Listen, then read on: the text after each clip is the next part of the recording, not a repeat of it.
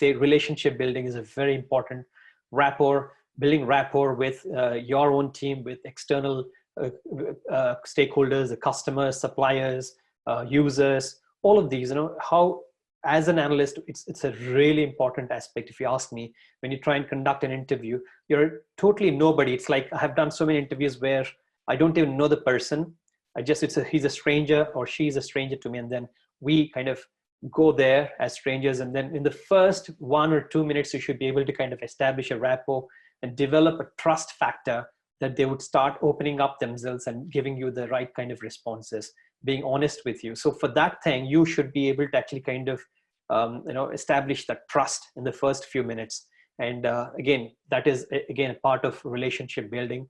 So you should try and understand what's the common ground. What is it that you and the other person or the other group, as what we say, group dynamics could also come into play.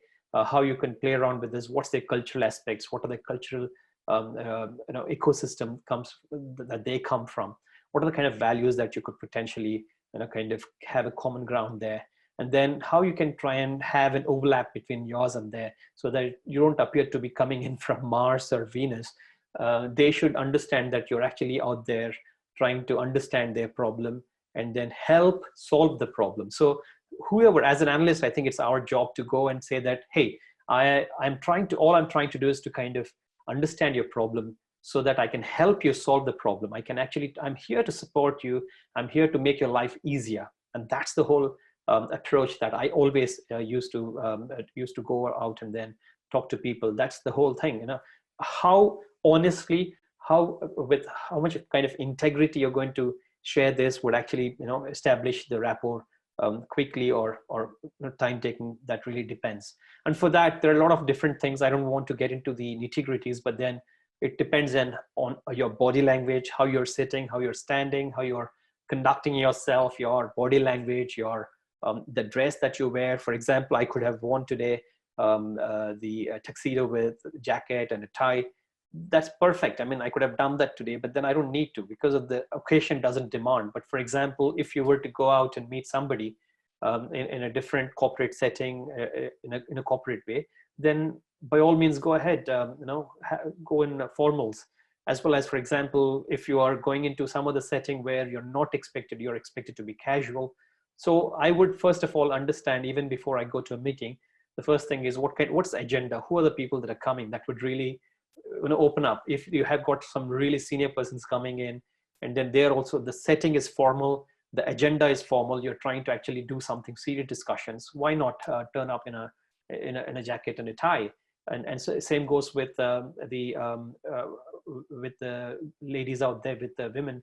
You can turn up in formal wear depending on the opportunity, depending on the situation, and otherwise we can all go a little casual. We don't have to be. And thankfully, I quite like IT in that sense that you don't have to. IT actually brought down the formality. You can refer somebody by their first name. You don't, even though they're seniors. You're talking about. I remember an instance where I was talking to the CFO of a company for a personal financial solution development project. We were conducting interviews with a lot of these CFOs and the finance directors. And this gentleman, he is the top shot. He is the CFO of, he's actually the global CFO of one of the German automotive companies. I don't want to name that. It's a really big one, great position. And then I was quite unsure whether I should address him as the second name. And then I started with the second. And then the first thing he said was, it's okay, let's, you can call me this. So that's fine. So he appeared to be a little, on the high ground, and then very stiff upper lip, as what they say. But then slowly things eased and he started playing down, and then we have got that kind of rapport established that way. So depending on these things, again, it says handshake, but then you don't have to shake hands now with all the COVID and the kind of social distancing and the measures, the new measures that we have with the new normal. So again, I think in Namaste would really do. Perhaps that's what most of these political leaders are doing nowadays. So I think it's back to the Indian traditions nowadays, perhaps. And then it's all about how you communicate, the gesticulation, as what we say, moving the hands and being open instead of tight-lipped and then trying to be very, very tight. So just need to express yourself. And again, as Priya mentioned just now, it's all about how you're open to learn, how you're open to understand, how you're open to listen, adapt yourself. All of these really matter. And then for that, again, there are quite a few techniques out there, the breathing technique, and then there is pacing. You need to pace yourself. Don't be too fast or don't be too slow. A kind of a modulation in your tone, that's really helpful. And then being able to reduce and increase your speed depending on the situation. I think all of these are really, and having these pauses in between, just to make sure you bring in some kind of um, um, some kind of a variety in what you're trying to communicate again. So all of these are important in establishing the relationship